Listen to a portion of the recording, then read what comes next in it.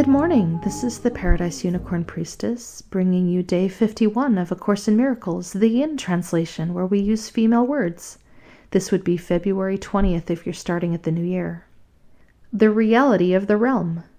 The Holy Spirit teaches one lesson and applies it to all individuals in all situations. Being conflict-free, she maximizes all efforts and all results. By teaching the power of the realm of God herself, she teaches you that all power is yours. Its application does not matter. It is always maximal. Your vigilance does not establish it as yours, but it does enable you to use it always and in all ways. When I said, "I am with you always," I meant it literally. I am not absent to anyone in any situation. Because I am always with you, you are the way, the truth, and the life. You did not make this power any more than I did.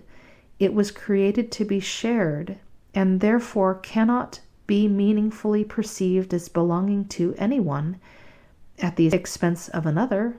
Such a perception makes it meaningless by eliminating or overlooking its real and only meaning. God's meaning waits in the realm because that is where she placed it. It does not wait in time. It merely rests in the realm because it belongs there as you do. How can you who are God's meaning perceive yourself as absent from it? You can see yourself as separated from your meaning only by experiencing yourself as unreal. This is why the ego is insane. It teaches that you are not what you are. That is so contradictory, it is clearly impossible. It is, therefore, a lesson you cannot really learn and therefore cannot really teach. Yet you are always teaching. You must therefore be teaching something else, even though the ego does not know what it is. The ego, then, is always being undone and does suspect your motives. Your mind cannot be unified in allegiance to the ego, because the mind does not belong to it.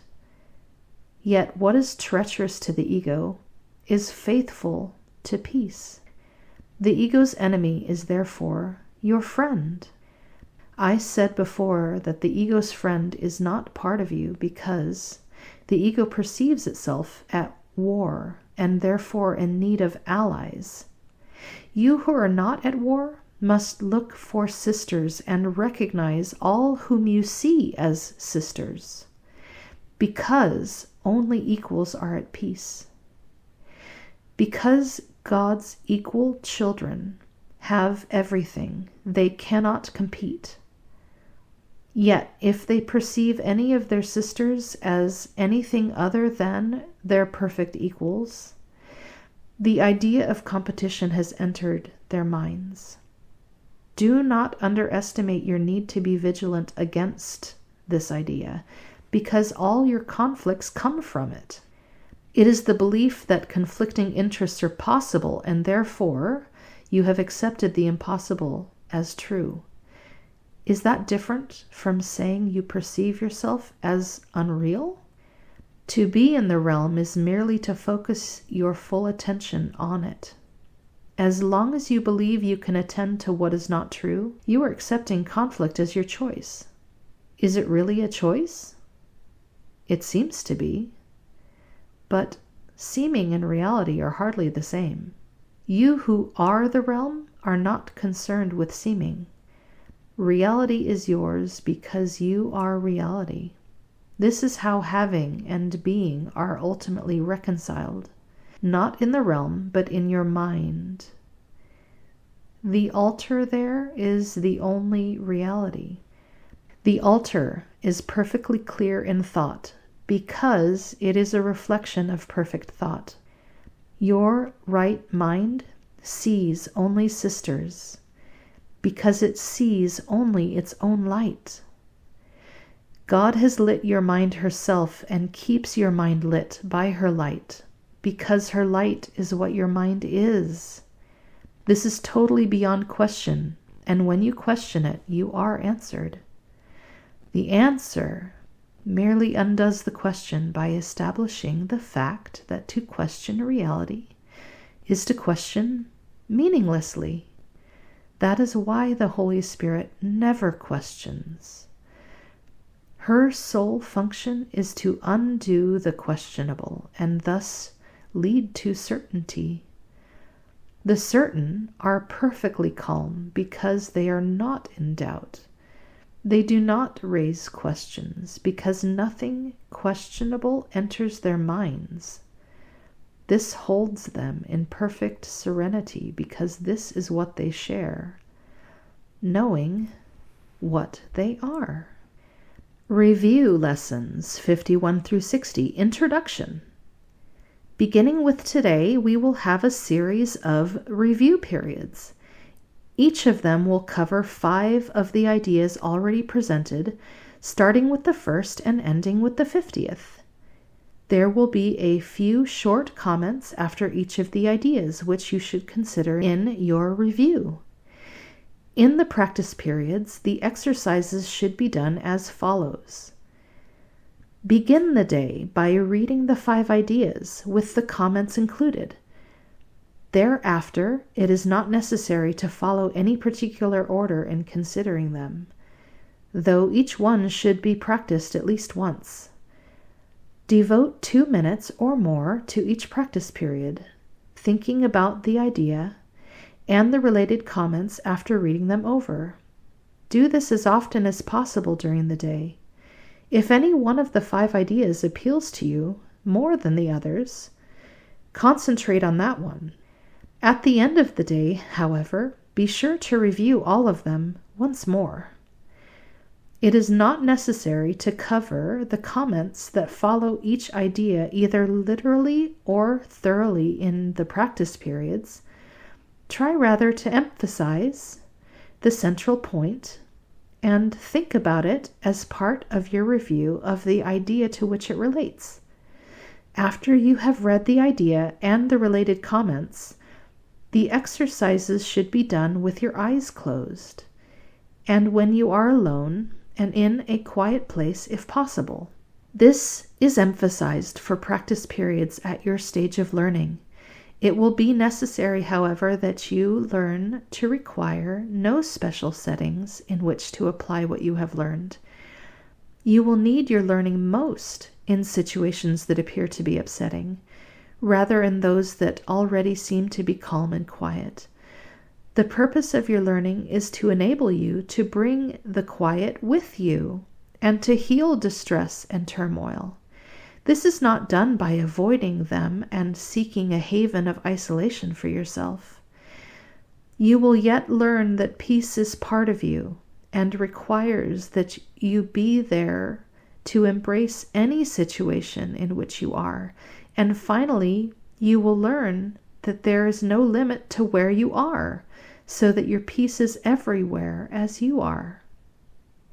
You will note that, for review purposes, some of the ideas are not given in quite their original form. Use them as they are given here.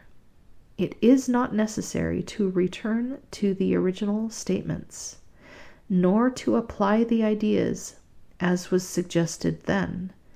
We are now emphasizing the relationships among the first 50 of the ideas we have covered, and the cohesiveness of the thought system to which they are leading you.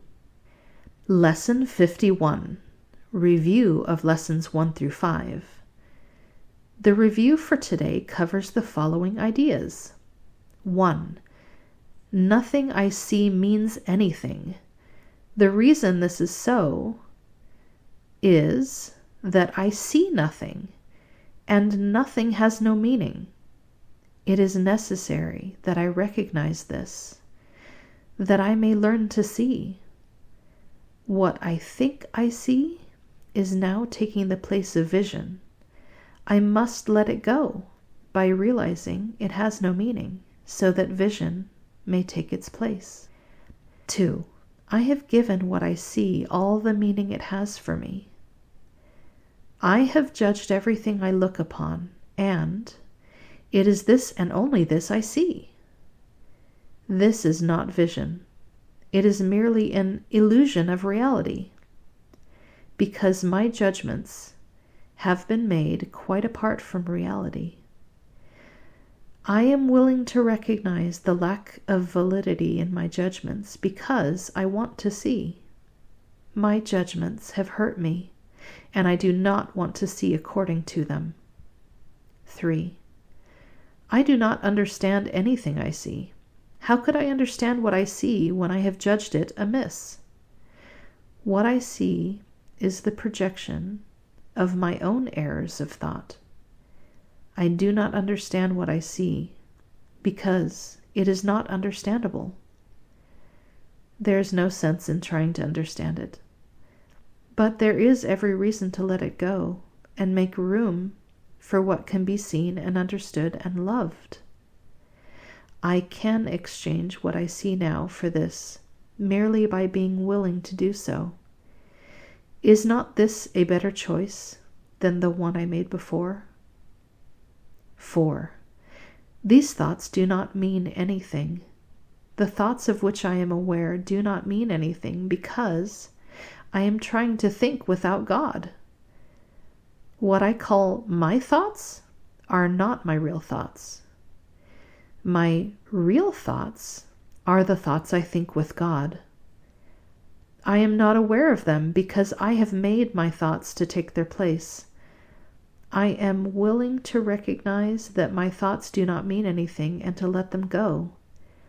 I choose to have them be replaced by what they were intended to replace. My thoughts are meaningless, but all creation lies in the thoughts I think with God. 5.